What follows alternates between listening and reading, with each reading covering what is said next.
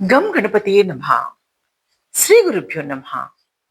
ఓం నమో వెంకటేశాయ.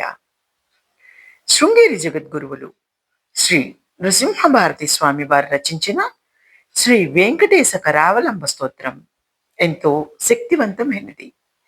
స్వామి, సంసార సాగరంలో మునిగిపోతున్నాను, నీ చేయి అందించి నన్ను పైకి లేపు తండ్రి అని హార్తితో వేడుకునే అద్భుతమైన ప్రార్థన ఇది.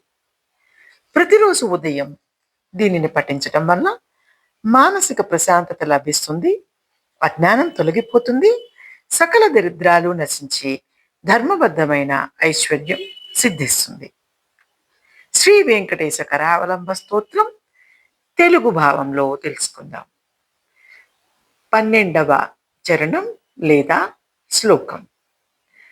కామాది వైరి నివహోచ్యుత మే ప్రయాత దారిద్ర్యమప్యపగతం సకలం దయాళో దీనం చ మాం సమవలోక్య దయార్ద్య దృష్ట్యా శ్రీ వెంకటేశ మమ దేహి కరావలంబం.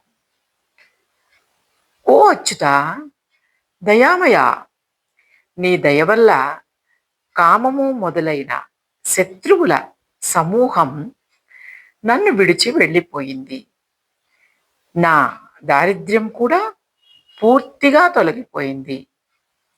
దీనుడువైన నన్ను నీ దయతో కూడిన చూపులతో చూసి, ఓ వెంకటేశ్వర స్వామి, నాకు నీ చేతి ఆసరా ఇచ్చి కాపాడు.